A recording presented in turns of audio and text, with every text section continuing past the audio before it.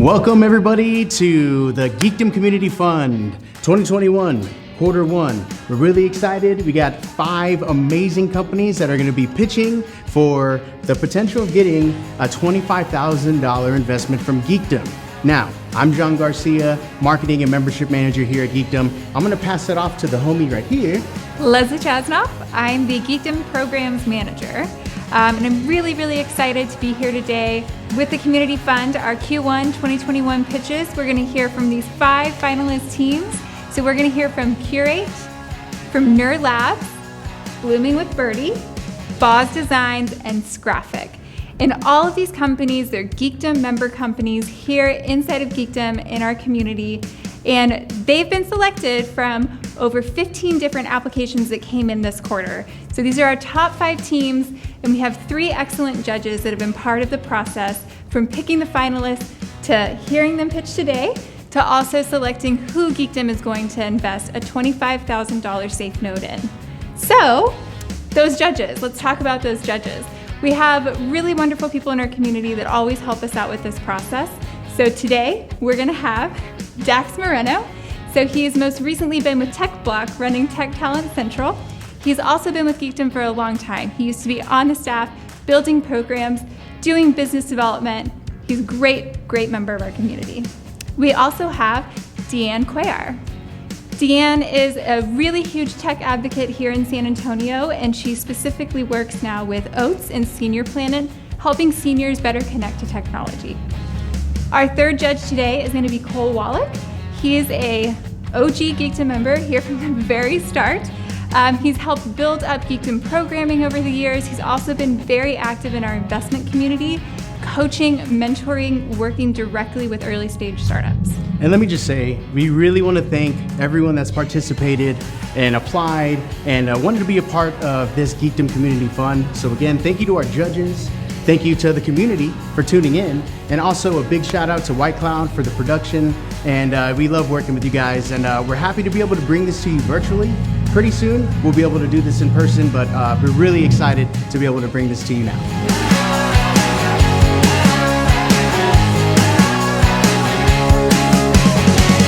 Now, Leslie, tell me about how they're judged. All right, so very good question. First thing that's in this application that the judges are looking at on their rubric is the business model, right? This is an investment, so we need to know what problem you're solving, how you're solving it, how you're gonna make money, who are your customers, all of that stuff, right? So that's the number one thing they start with, is the business model, the business concept. From there, we want to know how this $25,000 is going to impact your company. Is it going to take you from an MVP to a real beta launch?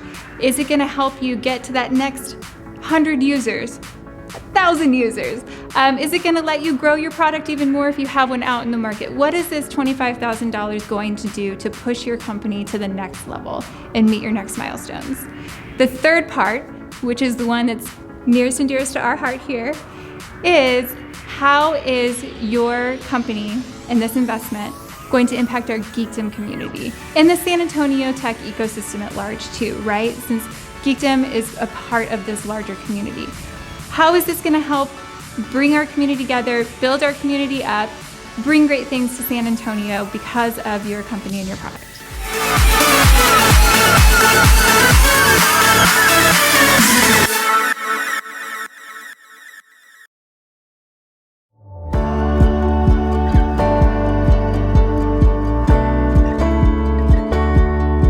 Casey Harris, and I'm a co-founder of Curate. Curate is a mobile app, and we enable live, secure video connection. So it's a space for you and your people to share what matters most. It's not the same thing as social media where you share what you had for dinner last night. It's more, what did you want to be as a kid, and what do you care about in the future, and what are your kids doing now? Really for what matters for people who matter most. I came up with the name Curate upon waking from a dream where really I actually dreamed about this business, and so when I woke up I had the name, and it was the one thing that was like not up for grabs. It just was named Curate, and this idea that we actually do have things in our life that we want to curate and pass on. We can't share it all, but we can share some of it. I'm Joel Harris, and I am one of the co-founders of Curate. We're excited to pitch Curate. We really love feedback on the idea, feedback on the app, because we are in the design stage of delivering version 2. And we are really pressure testing what we're after. And so this is going to be a great opportunity to do that.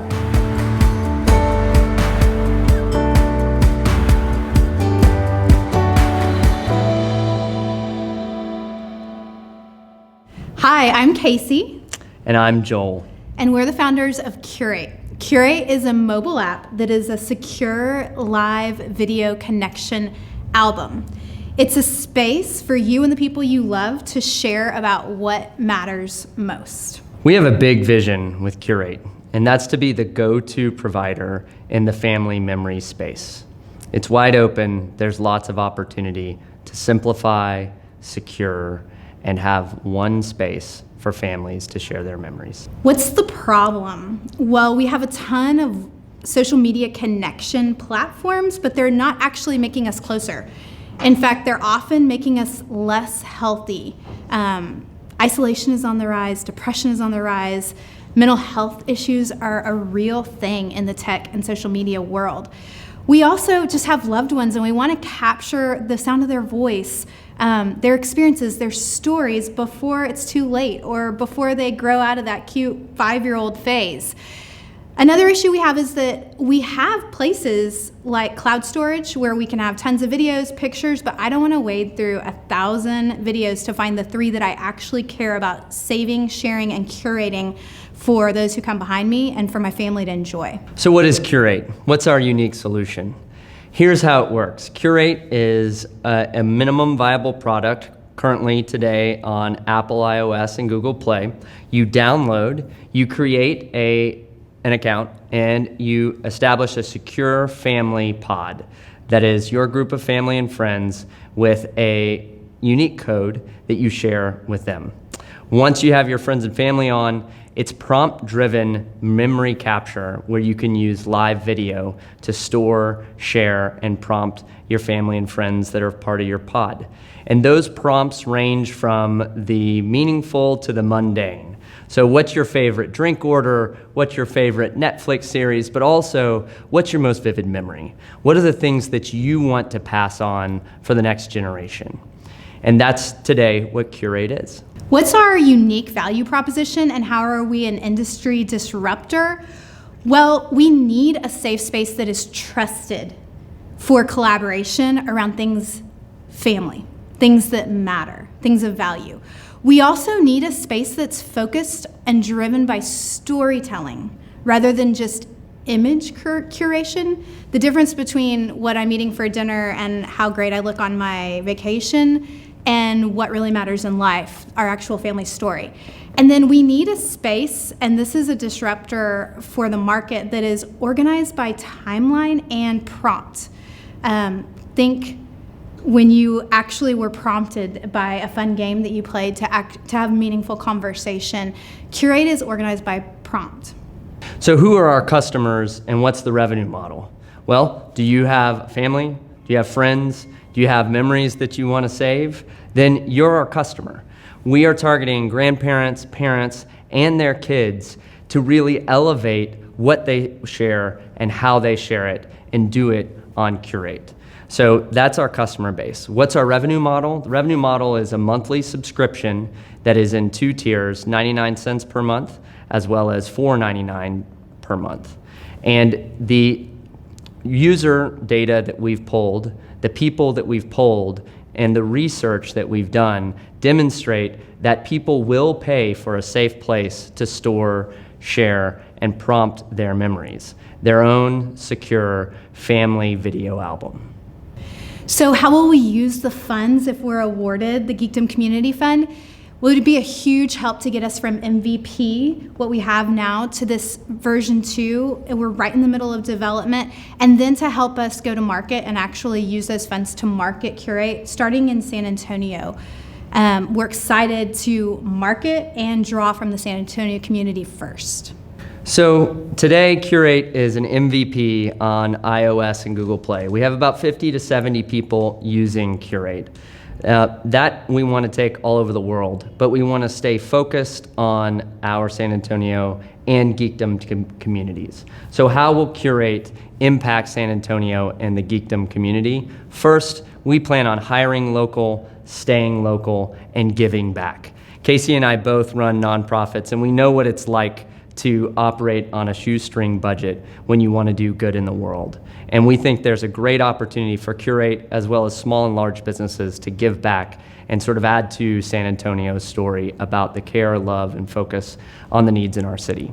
Two, what about Geekdom? Well, we are excited to support other startups that are going through the same paces that we are. It isn't easy. Some days it's wonderful, some days it's not. And we want to be there to share in the journey with those that are walking alongside us and coming after us.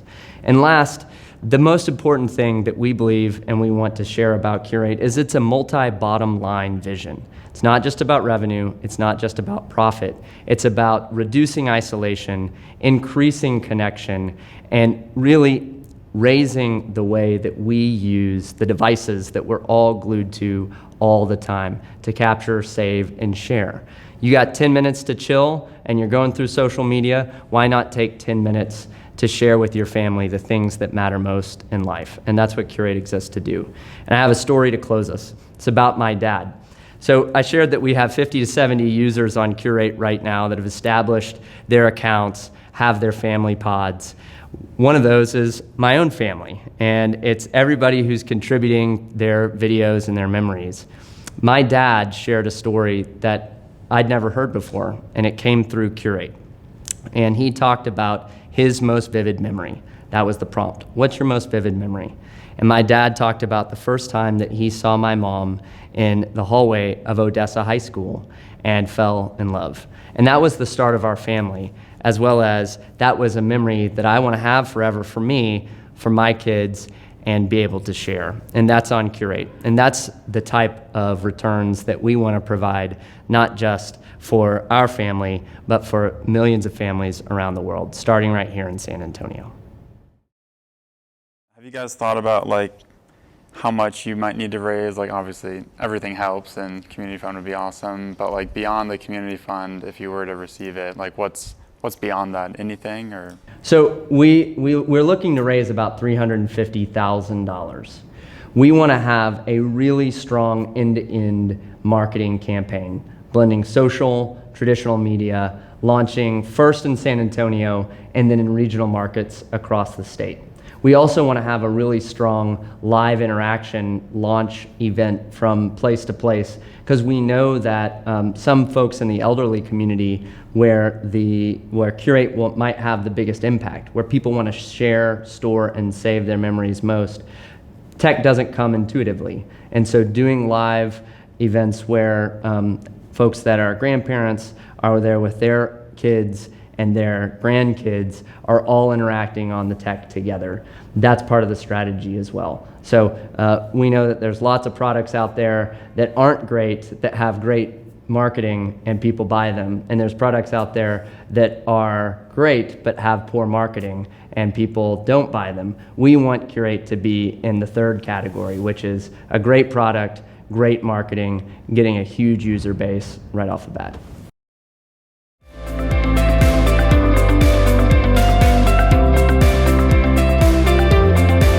Hi, my name is Samita Jonak, and I'm the founder and CEO of Noor Labs. So we came up with the name Noor Labs with a lot of feedback on our old name. I won't even tell you because it was so bad. Noor actually means light in Farsi, and our technology uses the light spectrum to be able to detect, funky stuff that's happening in cellular matter. So that's why we thought it was very cool to use that name. So the problem that we're trying to solve is early cancer screening. What happens is it's diagnosed in its later stages when the prognosis is super grim and treatment options are quite limited. So we're trying to downstage cancer, diagnose it early when you do have a chance of survival. I am super excited about the opportunity to present our novel technology to a group of fellow San Antonians and to bring this to San Antonio, to Texas, and beyond.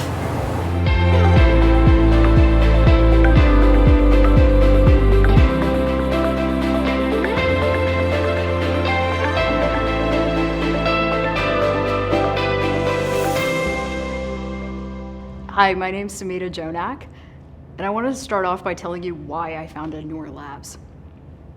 My dad died of cancer because it was diagnosed too late.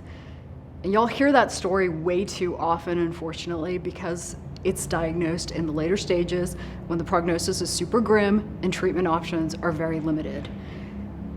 That's why we need a better way to diagnose cancer.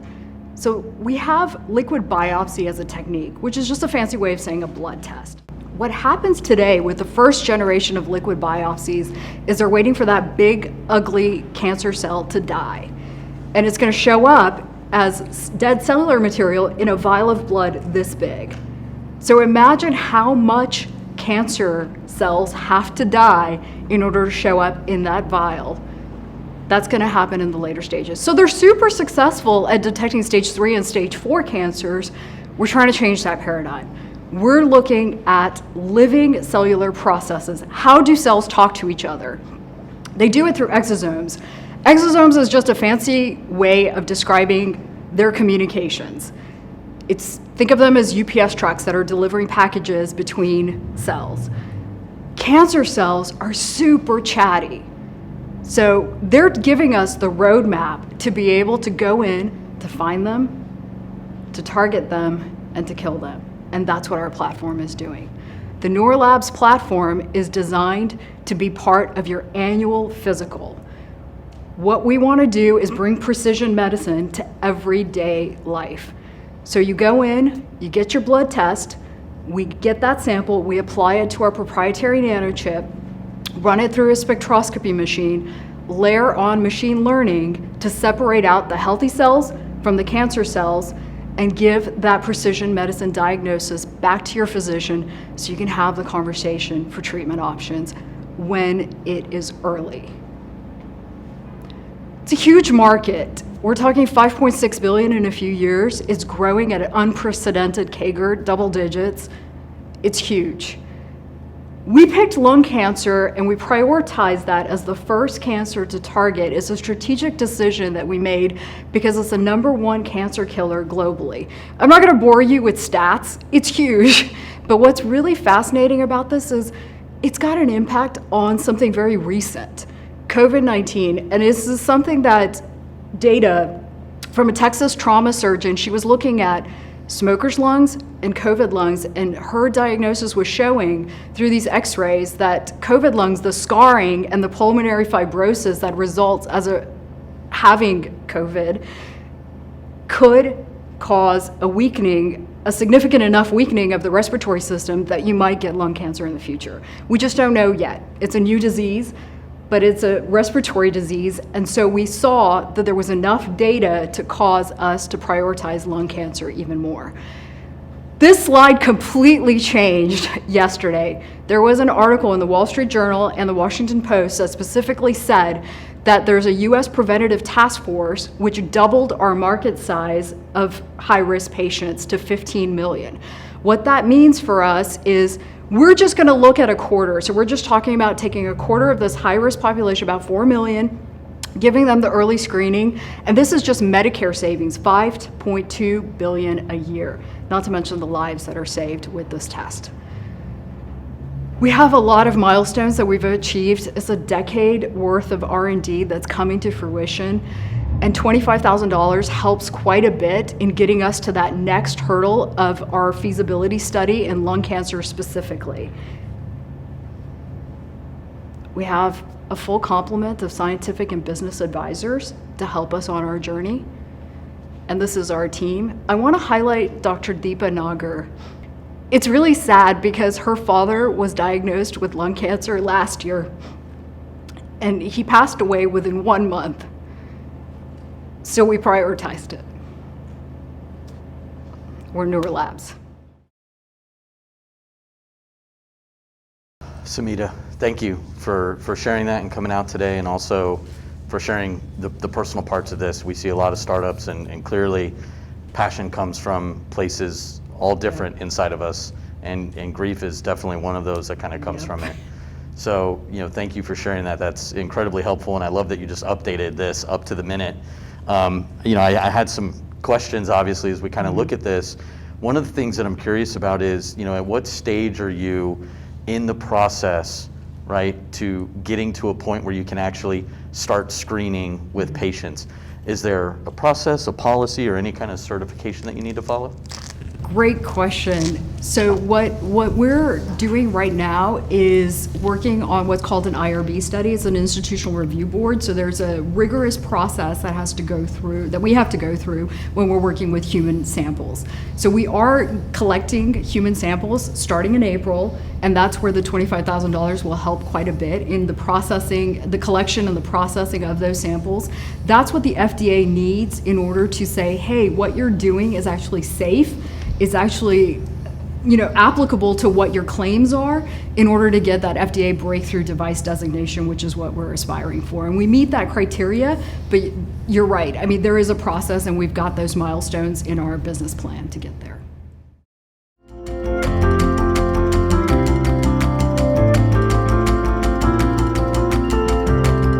My name is Ashley Bird, and I am the founder of Blooming with Birdie. So Blooming with Birdie provides virtual, eco-centric, hands-on education. I came up with the name Blooming with Birdie. So I was a Montessori school teacher for years, and my last name is Bird. And so, the first couple of days I introduced myself as Ashley Bird. You can call me what you want to, but regardless of the age, every single time within a week, I became Birdie to all of the students. And so over time, I embraced the name Birdie and kind of who I became when I was teaching as a Montessori educator. And so when I went back to doing the virtual education, it was like a natural place for me to go was to name myself again Birdie. Basically, we have aligned with multiple community-based organizations and nature-based organizations in order to provide this message of the value of creating content that is of high quality and educational, that will help children to be able to build a bridge between screens and technology and the outdoors. So we've had such good success and so much positive feedback and support from the community, but in order to be able to move forward, I really need a platform that is safe and accessible. And I know that I have the education experience and I have all of the love for nature and the experience with climate change work, but I need the support for the tech community in order to be able to truly bridge that gap both for the children and for my company.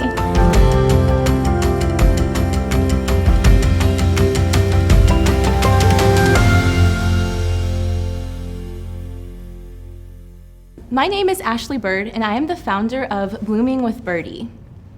So my childhood is filled with wonderful experiences of playing outside with my sister Mallory, finding roly-polies and climbing trees. And fast forward to today, and Mallory is now a mother of 2 young boys, and she is struggling with their relationship with screen time. She's not the only one. Of 1,000 surveyed parents, it was found that the #1 source of conflict is with screens and screen time. So while Mallory values the benefit of having a positive relationship with technology, like 80% of parents surveyed, she realizes the issue is the balance with screens and the outdoors. Especially right now, during this time of climate change, when more than ever it's important for children to have a positive relationship with nature. So as general manager of the Monarch Butterfly Festival, as a Montessori educator and member of the SA Climate Ready Committee, I have an idea for how to use technology as a tool to bridge the gap between screens and the outdoors. So using the philosophy of Montessori hands-on curriculum, we created high production virtual digital content to give children the opportunity to meet them where they are, which is in front of screens, and give them the tools to go outside and explore and to learn and build connections, just like Mallory and I did. So this is all supported with a child-friendly app that is both safe and accessible. I really believe that this is the opportunity for us to bring hands-on education into the digital age. So what makes us unique and sets us apart from our competition is what I like to think of as the 3 E's in educational media. So you have entertainment, you have education, and then you have this third component, which is engagement. So part of Mallory's issue was that her kids are sitting and passively engaging with a screen, or passively watching a screen and not engaging with it. Whereas with Blooming with Birdie, during the actual lessons, the kids are doing hands-on manipulatives in order to understand the experience. After they've watched the videos, they have a follow-up work that is independent, but they're still working and exploring and going outside. Alongside with the ability, this is my nephew Dean, he's about to release his queen butterfly that he just watched go through all of Metamorphosize. So he now has a direct connection with nature. So to business, our customer segments, we have 2 primary segments of families with children ages 4 to 10, and the homeschool market, which not surprisingly is exploding right now. With a high need for content, if you've never homeschooled, it's really hard to know what to do. All of our program is TEKS aligned, so you're falling in line with Texas standards. And it's the opportunity to be able to create a lens with which to look through education, which is through nature. We have 4 primary revenue segments of pay to play with our Montessori videos and experience kits. We just developed a relationship with the San Antonio River Foundation where we will be able to accept grant funding along with sponsorships with organizations that align with our mission. We also will have branded merchandise as well as, so virtual education consulting kind of presented itself to us. After the videos were released within my community, I had multiple people reach out and want to know what I was doing and how I was doing it and how I could support their organizations with what I had learned. So to date, we've generated $7,500 in revenue just from virtual education consulting. So this is our projected revenue over the next 3 years. As you'll see, it has a pretty steady increase. This is mostly due to market projections, as well as the fact that as soon as we develop, the more content that we develop, the more revenue streams that we will have, and we expect to do this fairly quickly. So just to further emphasize this, my first year will really be getting the majority of our revenue from those sponsorships and grants, as we only have 1 module and we look to have 2 more by the end of the year. But over time, you will see that that amount will decrease as we have more options for content. So our projected expenses, the majority understandably is going to go towards this essential content development, but I want you to note that there's 30% that would go towards the development of our app and our website. So to get it to the actual market, we're relying on 3 different channels of word of mouth, community partnerships, and shareable social media content. And I want to tell you why I'm here today. So everything started in October of 2020 when we partnered with Texas Butterfly Ranch to create this curriculum to share with SAISD students. We were able to impact 500 children for free with a grant from Valero, and I got amazing feedback except for one thing. We need a platform that's easily accessible that teachers can use and the students can use.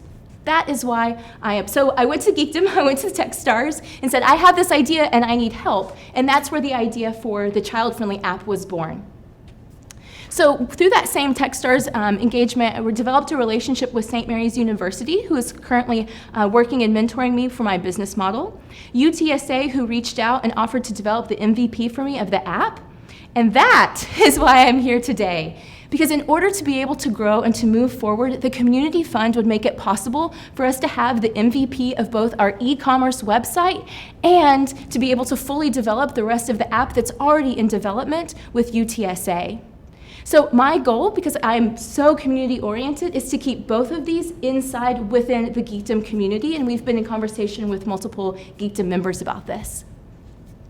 So from there, where we can bloom, assuming we have our platforms, and starting in May, we can start pre-sales for our current Caterpillar condo curriculum. We'll be able to move forward. We're already in conversation for a sponsorship to get our next module funded, which will be done in partnership with Cecile Parrish of EcoCentro. We will partner once again with SAISD and be able to double our impact with an easily shareable platform of over 1,000 children. And we'll be able to have a platform for our AR Monarch board game that we're currently in development with Meredith Doby of the Doozeum. So essentially, growing our community is what Geekdom will be investing in if they invest with Blooming with Birdie, by building bridges between nature-based organizations in San Antonio and the tech industries in San Antonio. Thank you.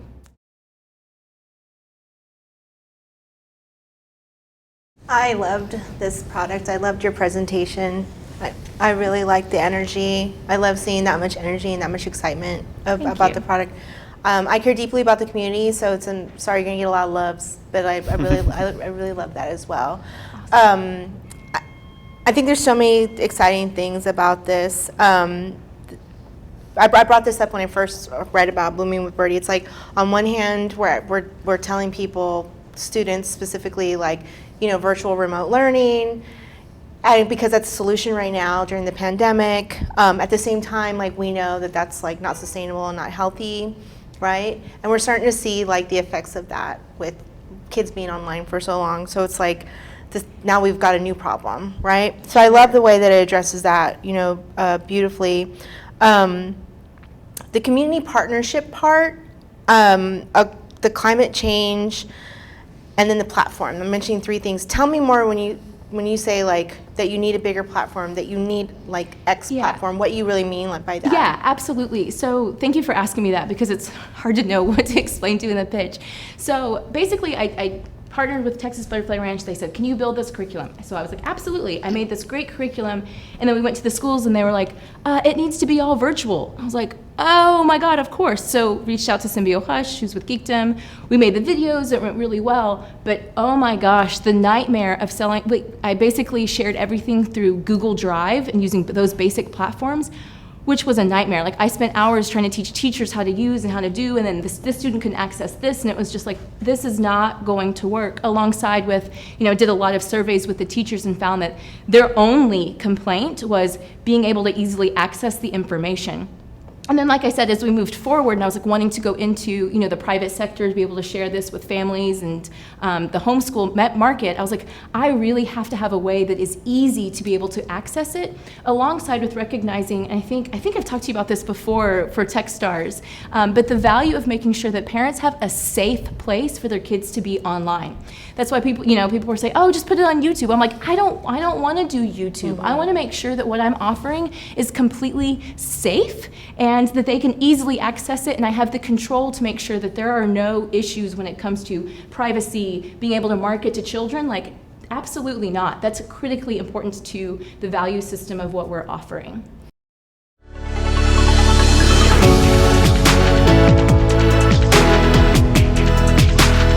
Hi, my name is Jose Otima, and I'm with Boss Designs, LLC.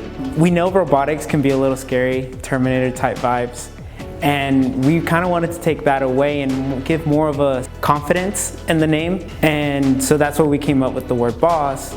And then the Z in the name and the logo actually represents a crack on a phone screen.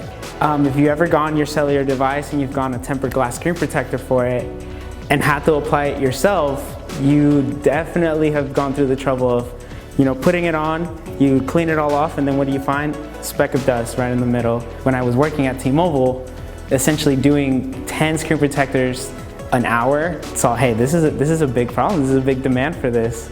My name is Ethan Beeman, and I'm with Boss Designs. My partner and I, Jose Hotema, we went to school at UTSA. We're mechanical engineer students, and we met each other at the library because we were always studying. We linked up and we decided to take on senior design, which is a 4-man crew. And throughout that process, we wanted to come up with our own project. Most people jump on and piggyback off of other company projects, so it's very rare to actually see people come up with unique projects. My friend brought me into the office space, and I saw this great community of entrepreneurs, people in the tech field, and then more recently, our mentor Chad Webster was like, hey, if you want to really get yourself going, I know as an engineer, it's kind of hard to know the business lingo of things. Go check out this workshop. And the first thing I did was go on a pitch workshop. And ever since then, I was like, one day I want to be on the Geekdom Community Fund pitch.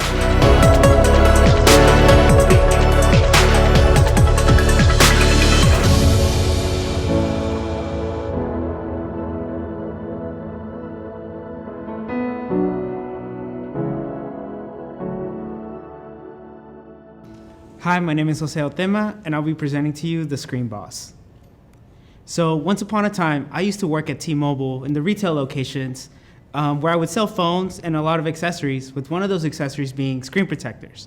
I think we're all pretty familiar with screen protectors, and we kind of know the pain of having to put one on yourself, cleaning everything off, and you have a little speck of dust right in the middle. I think that's why a lot of customers would come into T-Mobile and pay upwards of $40 for a single screen protector. As a team, we saw this problem, and we created a survey. We asked a bunch of students at UTSA if they even use screen protectors, and found that not only did a lot of them have these screen protectors on their phones, they were carrying them around with cracks, dust, and all bubbles in there. And one of the big reasons they would spend upwards of 6 months to a year to replace them was simply convenience. Driving all the way to a T-Mobile, waiting on Amazon, and putting it on yourself. So we figured that the reason screen protectors are a pain is mainly because they are difficult, expensive, and we also saw that they use a lot of single-use plastics, making them not very eco-friendly. So we created the solution, the Screen Boss. The Screen Boss is an automated vending machine capable of removing the screen protector, aligning the phone so that you can always get the right center for the screen protector, and we do recycle all the tempered glass. You can melt that, make new glass with it. Then a roller with a special adhesive passes over the phone, removing all the lint and dust off of it. And then finally, the alignment process places the screen protector on the phone. So it's simply a place and go system that can be put into high traffic locations so that they're always convenient, universities, malls, etc. So again, you get the convenience of a vending machine. We will also hope to add more models. As you may know, an iPhone 11 is the same thing as an iPhone XR in terms of a screen protector, and you will also get 3 screen protectors per account. You'll get your first one, and if you come back to the machine, making you a little bit more familiar with it, you'll get 2 more replacements. We also have a very simple business model. Early on, I know it's going to be a little bit difficult to get people to adopt a machine to work on a machine, so we're going to incentivize the location host. Whether that's a restaurant, a barbershop, or a mall, we're going to give them a 10 to 20% commission on sales, charge the customer $19.99, not $34, and also stay competitive with Amazon prices while still retaining a 72% revenue. Let's look at the competitors. Here's the Screen Boss with a high quality design, highly autonomous, followed by the design you see at Apple, very common, pretty autonomous, but each case needs to be made per device, and it's still a very high pricing point. Next, you have the Amazon alternatives, and ironically, the Zag alternative at $50 for the exact same system, which is the little tray you'll see on phones, where you kind of line everything up, use the little sticky stuff. Very wasteful in terms of plastic. And then finally, the one we used at T-Mobile was a place and go alignment system. Again, a lot of plastics and very high pricing point. Not only that, with the vending machine system, we have a lot of other opportunities to add UV sterilization on phones, since it's one of the dirtiest devices we have on hand. Add other types of screen protectors, cover even things like laptops, smartwatches, since it's a universal clamping system, as well as probably add a subscription-based system for heavy users and a companion app. The companion app will allow you to track how many screen protectors you have left, as well as the nearest location. So this is why $25K will be a huge difference. As students from UTSA and recent graduates, funding has definitely been a challenge. So we have gotten a prototype together that is able to apply the screen protector to a single phone. But of course, like any prototype, it's a little menacing.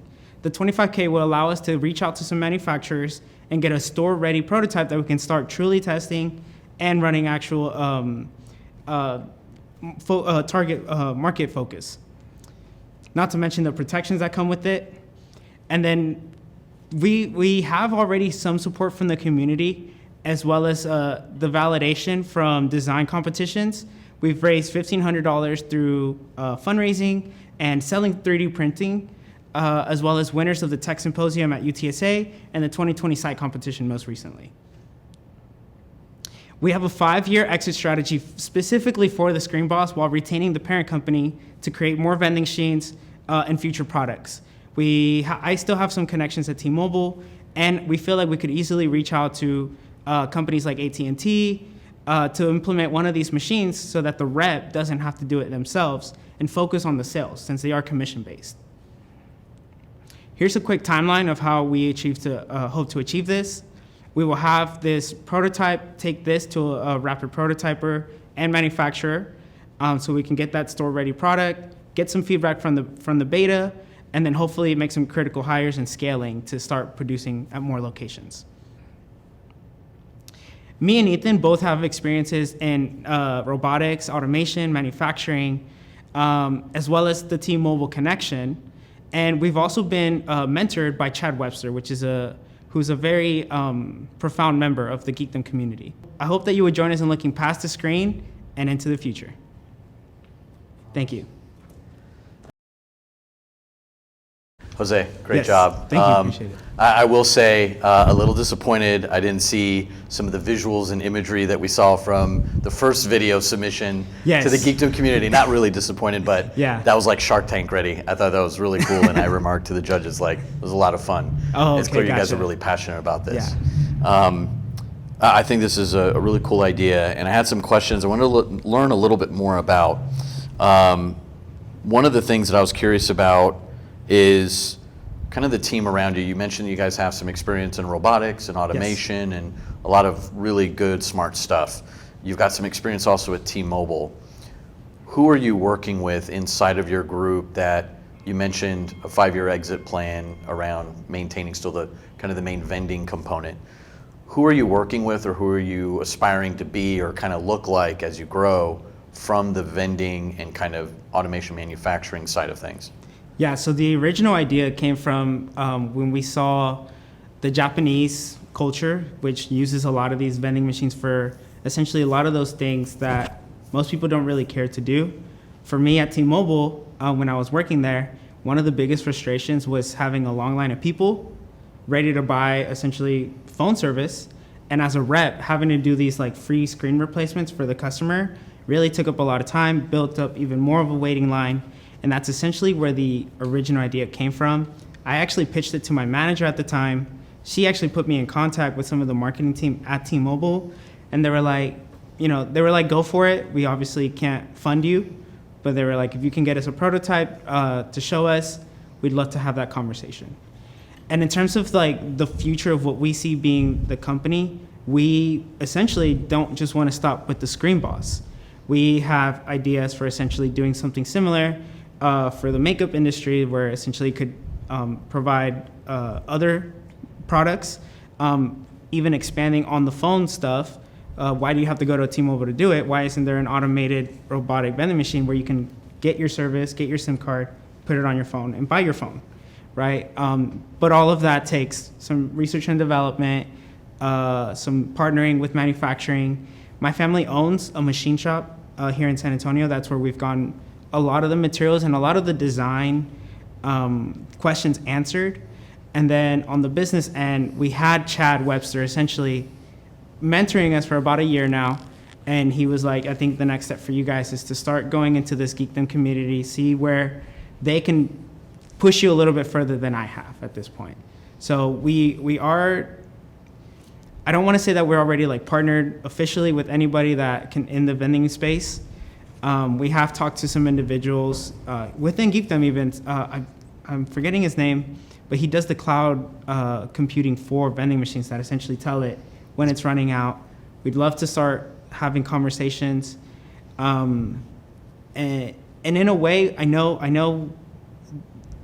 hope that Geekdom and through doing these types of things, we do kind of solidify more about how we're going to go about that final vision of being almost a product development company.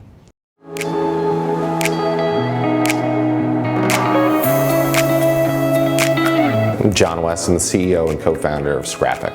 We got our name originally from the idea of scheduling retail traffic. Right now we're actually approaching drive-through wait times.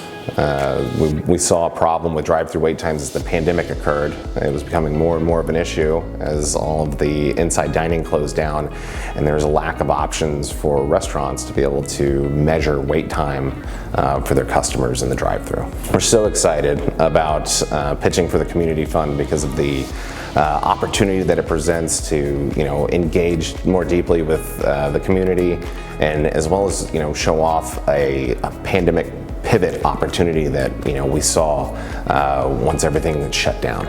We would engage the Geekdom community to actually help us with our UI and UX to help gamify the platform, to create a more rewarding experience for drive-through workers when they start hitting goals and they start stacking wins on top of each other and providing great customer service.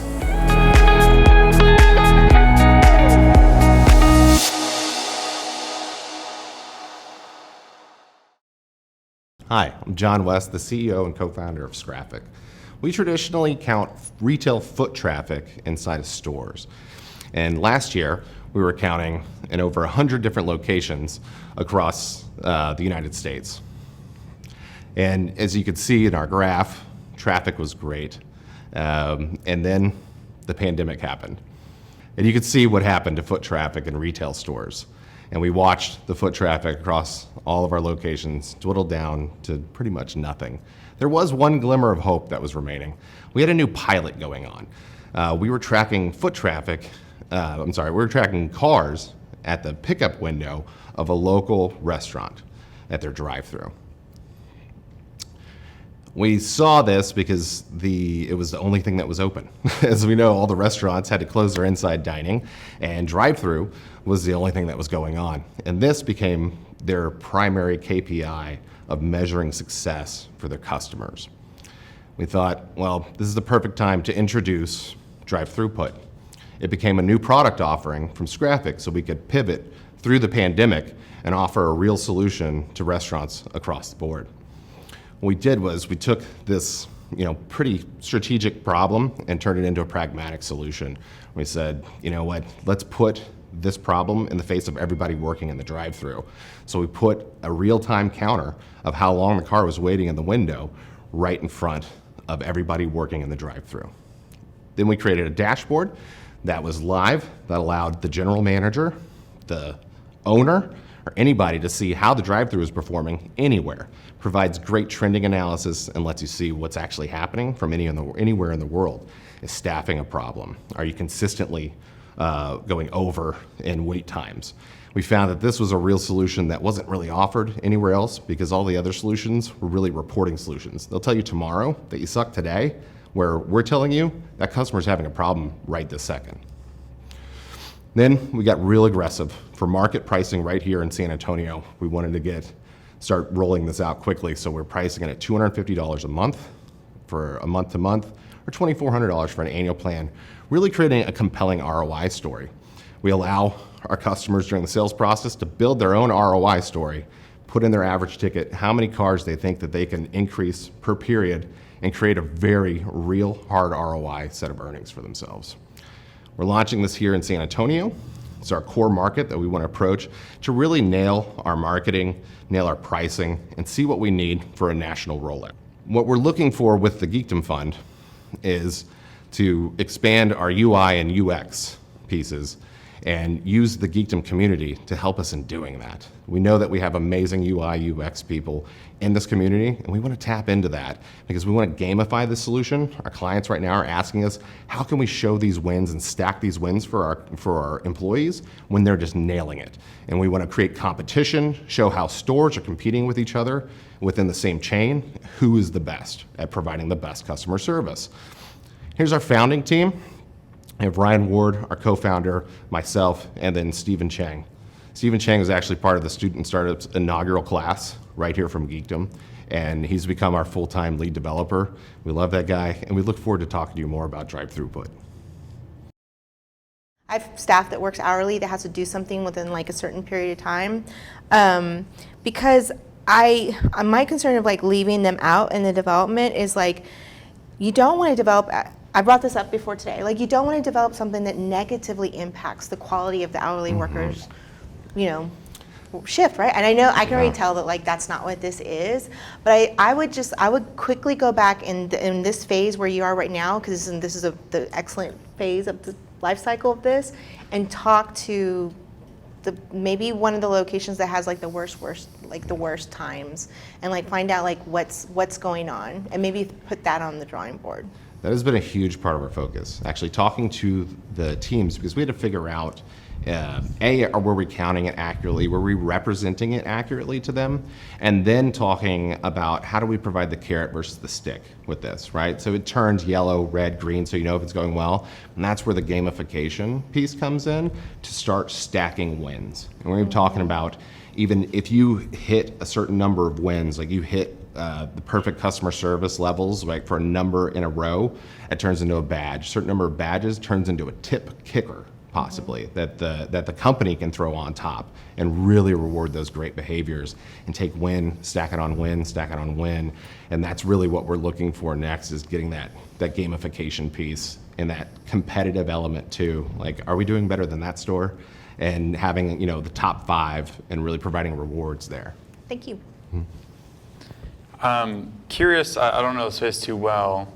I would have imagined, but totally understand if this is not true at all, and it wouldn't surprise me. I would imagine, just off the receipts, they could understand some of this data. Is that the case or not? Yeah, they know how to game that system really well. If I go up and order a number 1, I know how much number 1 costs. If I'm running the drive-thru and I say, $5.46. All right, I drive up, they ring me in, take my money, ring me out, ticket's closed. I'm still waiting 5 minutes for my food. Got it. So I had a 30-second ticket time and a 12-minute wait. And that was the big issue that we saw, because we were trying to count menu board to pickup window and all that. And well, all the menu board things changed. They were walking around with tablets. They said, well, we can't consistently compare our stores either. And I said, well, everyone has to go through the pickup window, right? And that's the choke point for throughput, is right there at the pickup window. So if you mess up that interaction point, everyone behind you suffers. And so that's where it really catches all of that right there. And you can't game it. It's how long is that car waiting there?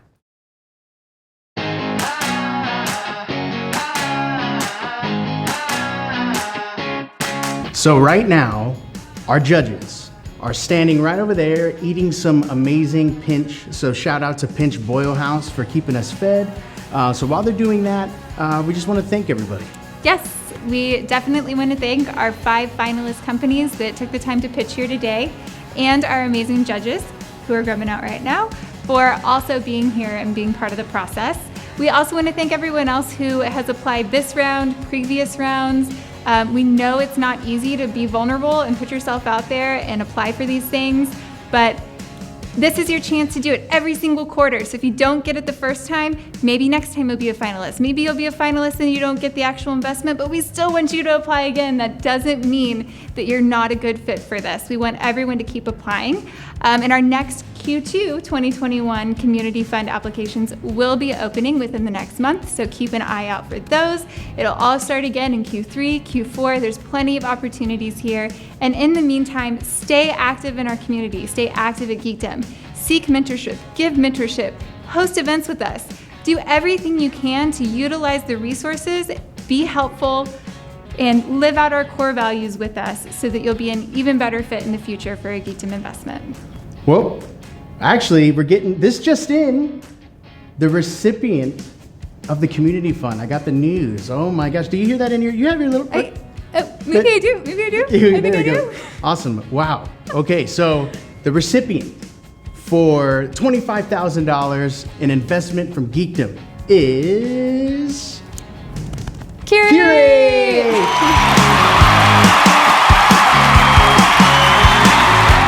Congratulations to Curate, to Joel and Casey. You did amazing. Everyone did amazing. But yeah, we're really excited to be able to give you this opportunity. We're glad that you applied again and you didn't give up. And congratulations again. Yes, congratulations to Curate. Congratulations, Joel and Casey.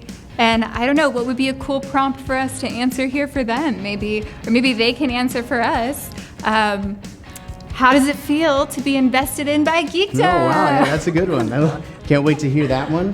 Amazing stuff, amazing product. Really gonna benefit the community, and we're really excited to see where you take this. Hopefully, the $25,000 gets you to the next level. So we can't wait to see the journey continue. Thank you all for joining in today and tuning in. We hope that you will come back for our next Q2 Community Fund pitch event. And again, members that are out there watching this, apply. We're ready for you. We're ready. Thank you so much, everybody.